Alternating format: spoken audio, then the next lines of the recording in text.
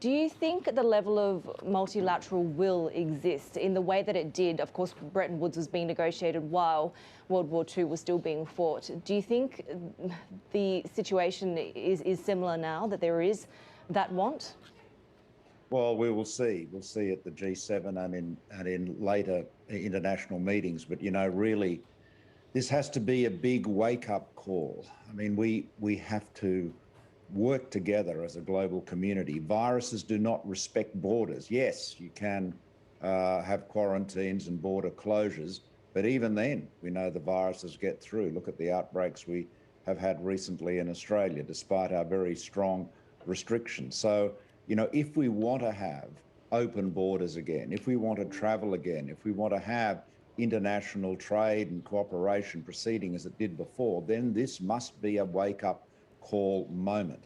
And so what we've set out with the Reform for Resilience Commission, which I co-chair with Jose Manuel Barroso, former European Commission President, and Michelle Williams, the head of the Dean of Public Health at Harvard, is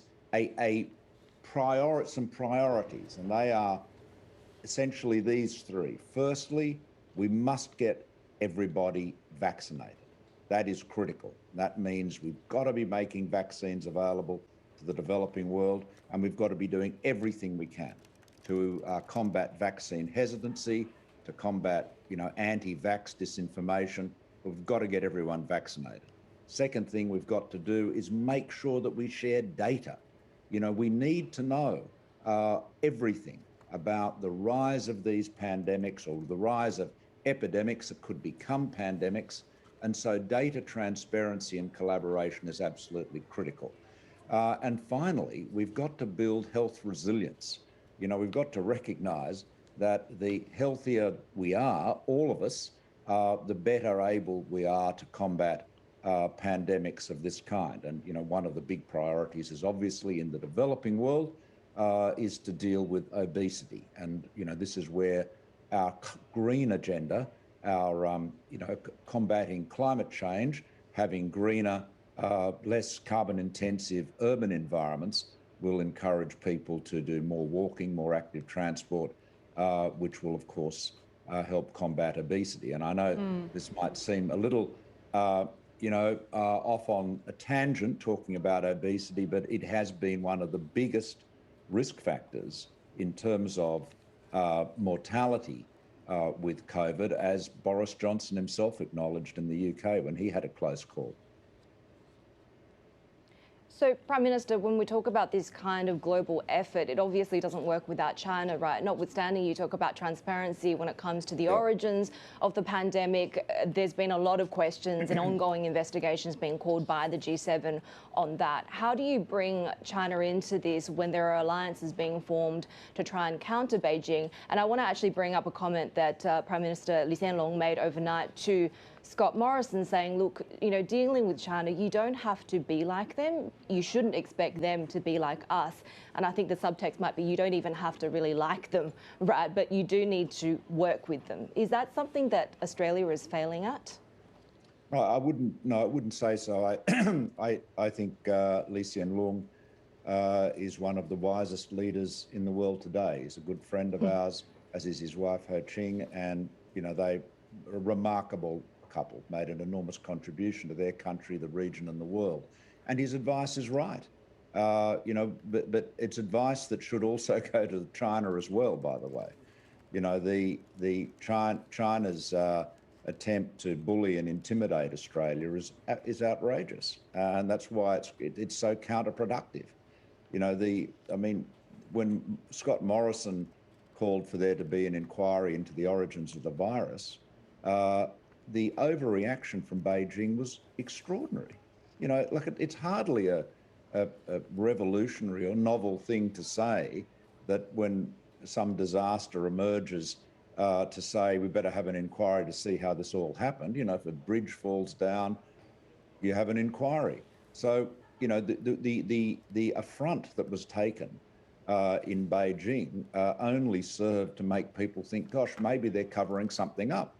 And the World Health Organization's investigation has been frustrated by lack of cooperation in China. I mean, the reality is that everybody has to recognise, and that includes China, is that we are living in a global connected community. Viruses travel at the speed of a jet aeroplane.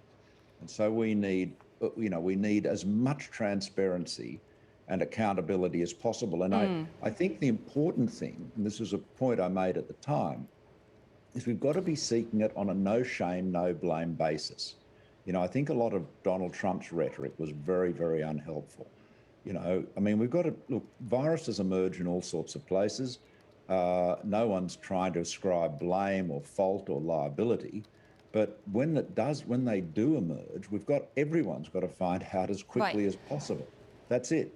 So you're talking about the reaction from China on finding the origins of COVID-19. What about the reaction from the Western world about China sending vaccines overseas? I was speaking to a health expert in Rwanda yesterday, and she was very upset, not only because the COVAX initiative was not enough, but when these African nations were receiving vaccines from China, Russia, India, everybody started pointing out that that's vaccine diplomacy and that's not helpful. So when it comes to these global mobilization efforts, what do you prefer, the multilateral approach or the bilateral approach? And is there a place for what we've called vaccine diplomacy? Well, I think there's a place for all of the above. Ideally, you do it in a coordinated way through COVAX, which of course is chaired by Jose Manuel Barroso. But really the goal has got to be to get as many vaccines into as many arms as we can as quickly as possible. Now, inevitably, countries are going to believe that charity begins at home. And so they will always want to prioritise vaccinating their own populations. But you've got to make sure that you do both. Now Australia has made vaccines available to PNG, and yet, we are miles away from getting our population vaccinated. As you know, our performance during the pandemic was outstanding, but our vaccination rollout is one of the slowest in the world. So, we've really got to lift our game there. But look, the bottom line is we are all in this together. This is globalization means that viruses travel, in real time.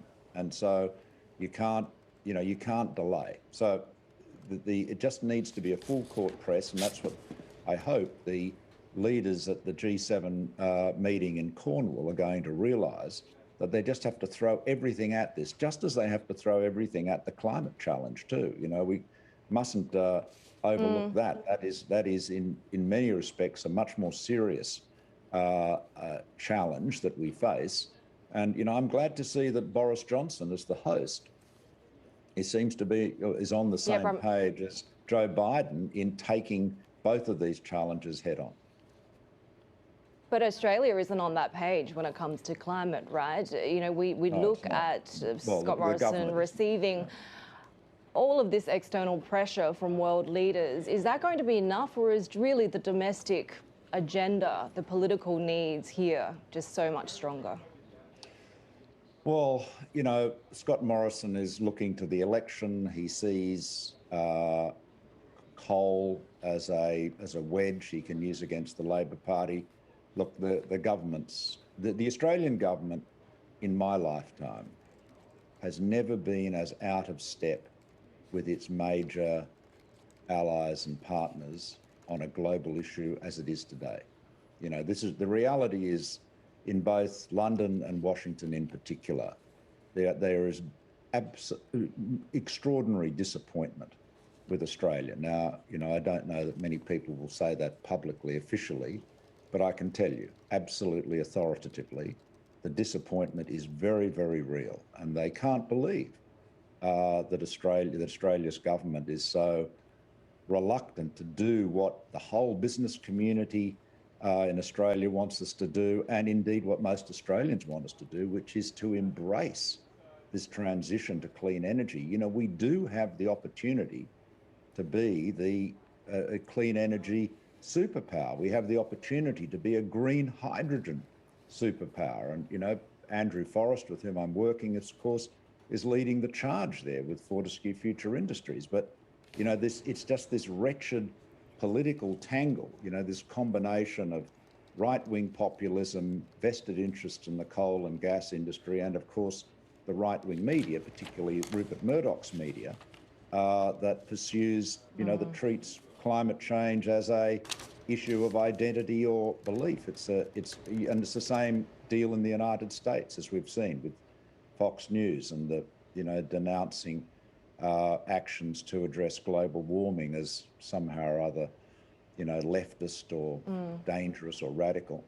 So, hopefully, finally, the international pressure will cause the Australian government to act. It's the consequences of not doing so. It's not just a missed opportunity, of course, but there's also the very real prospect of carbon tariffs. So, we shouldn't be blind to that.